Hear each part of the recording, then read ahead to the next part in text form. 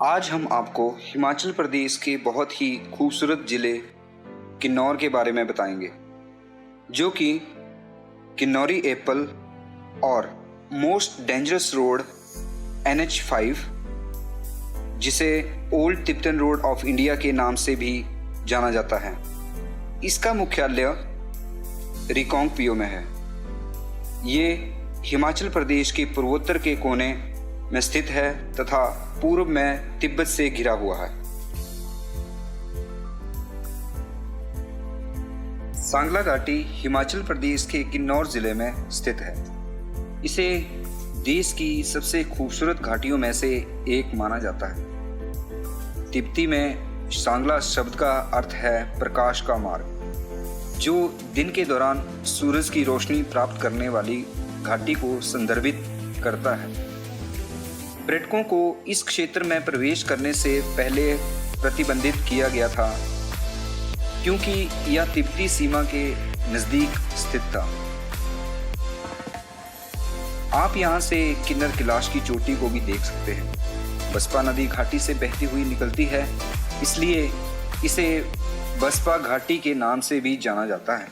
किन्नर कैलाश हिमाचल प्रदेश के किन्नौर जिले में तिब्बत की सीमा के नज़दीक है। इसकी ऊंचाई 6500 मीटर है। किन्नर कैलाश के बारे में कई मान्यताएं हैं। माना जाता है कि महाभारत काल में इस कैलाश पर्वत का नाम इंद्रकील पर्वत था, जहां भगवान शंकर और अर्जुन का युद्ध हुआ। किन्नर कैलाश को कैलाश मानसरोवर के बाद दूसरा सबसे बड़ा कैलाश पर्वत माना जाता है। सावन का महीना शुरू होते ही यहाँ पर बाबा के भक्तों का सैलाब लगना शुरू हो जाता है। सांगला बुद्धिस्ट मोनेस्ट्री किन्नौर में एक लोकप्रिय बुद्धिस्ट मोनेस्ट्री है, जो रिकांगपिओ के पास है। इसे ब्रेलेंगी गोम्पा के नाम से भी जाना जाता है। इसे 1992 में काला चक्रा फेस्टिवल के समय स्थापित किया गया था। इसकी लकड़ी की दीवारों और छतों को जटिल रूप से डिजाइन किया गया है।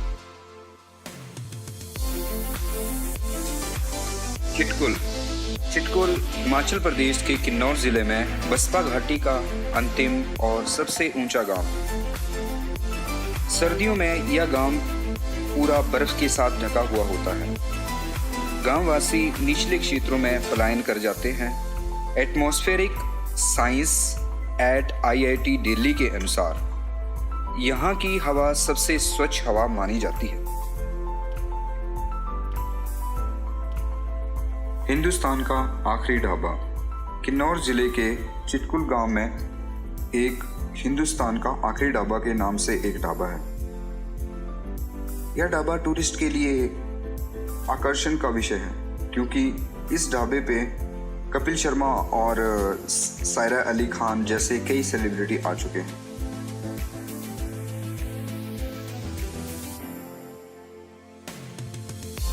नाको हिमाचल के किन्नौर जिले का एक छोटा सा गांव नाको, जो कल्पा से 119 किलोमीटर दूर है। इस गांव में एक नाको झील और एक प्रसिद्ध मठ। नाको एक छोटा सा बौद्ध गांव है, जिसे गेटवे ऑफ स्पीति वैली के नाम से भी जाना जाता है। वैसे तो यह गांव किन्नौर जिले में पड़ता है, लेकिन फिर भी इसका कल्चर स्पीति वैली की संस्कृति के साथ बहुत मिलता जुलता है, जो कि बहुत ही शांत वातावरण के लिए जाना जाता है। अगर आपको किसी ऐसी जगह पे जाना हो जहाँ पर बिल्कुल शांति हो और इन पहाड़ों से बहती हुई कल कल करती हुई नदियाँ, झरने यहाँ के नज़ारे को इतना रोमांचक और मनमोहक बना देते हैं क्योंकि यहाँ की सुंदरता देखते ही ऐसा महसूस होता है जैसे पहाड़ आसमान को छू रहे हों। कल्पा गांव किन्नौर जिले का एक बहुत ही सुंदर सा गांव है, जो अपने खूबसूरत मंदिरों, मठों और सेबों के लिए बहुत ही मशहूर है। इस गांव की सुबह की सैर आपको प्रकृति के जादू और रहस्यों का अनुभव महसूस करवाएगी। इसी गांव के पास सुसाइड पॉइंट नाम की एक जगह है, जो खड़ी ढलानों और खतरनाक खाइयों के लिए आकर्षण का विषय है। ये जगह सेब के बगानों से 10 मिनट की दूरी पर है।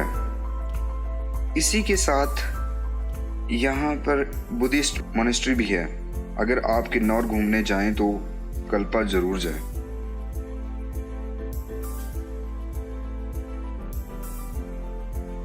रिकांगपिओ।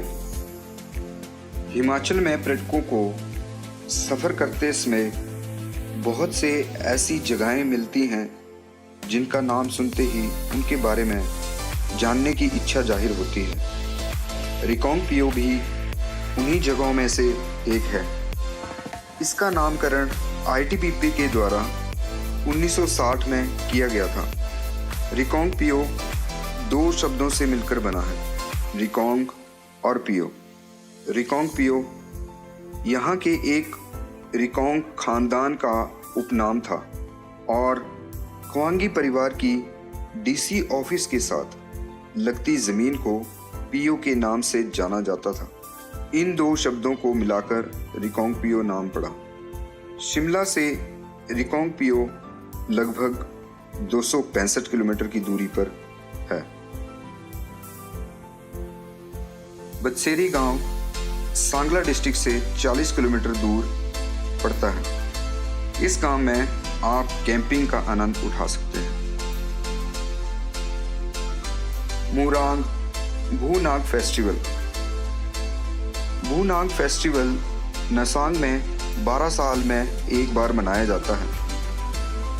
जब मूरांग गांव में रहने वाली चंडिका देवी को रोपा घाटी के ऊपर पहाड़ों में अपने पैतृक घर की तीर्थ यात्रा पर ले जाया जाता है।